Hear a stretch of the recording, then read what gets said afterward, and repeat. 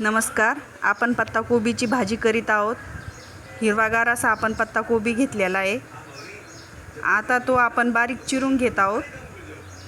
इतका पण बारीक चिरलेला नाही आहे, कारण परतल्यानंतर तो शिजतो आणि बारीकच होतो. असा हिरवागार पालक हे आहे बघा पत्ताकोबी. त्याचा पाला पण हिरवागार आहे, पत्तेदार. कढईमध्ये आपण शेंगदाणे भाजून घेत आहोत आणि दुसराही मसाला काढला आहे. शेंगदाणे असे कमी गॅसवर भाजून घेत आहोत. त्यात खोबरं, कसुरी मेथी, जिरे, मिरच्या, लिंबू, लसूण हे सगळं घेतलेलं आहे. आपण आता ते मिक्सरला लावून बारीक करून घेत आहोत. हे बघा मसाला बारीक करून घेतलेला आहे. आता कढईत तेल तापायला ठेवलेलं आहे. जिरे मोहरी टाकून दिली आहे. तडतड होत आहे जिरे मोहरी. त्यातच आपण आता पत्ताकोबी चिरलेला टाकून देणार आहोत.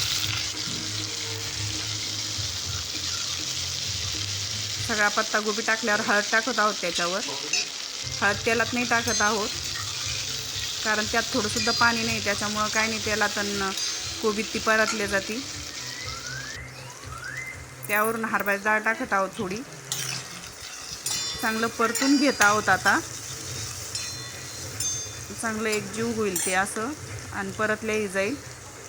वरून थोडंसं मीठही टाकून घेत आहोत, कारण मिठामुळं कोबी छान परतल्या जातो. मीठ आणि तेलात आणि जिरे मोहरीमध्ये असा मस्त परिपक्व होतो.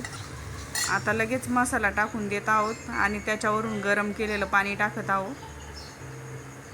हे बघा गरम केलेलं पाणी टाकलं आहे आपण. आपल्याला कारण रशाचा पत्ताकोबी करायचा आहे. थोडा अंगशीर रसा धरायचा आहे. भाजीला छान उकळी येऊन द्यायची अशी मस्त. भाजी बघा अशी छान उकळी येत आहे.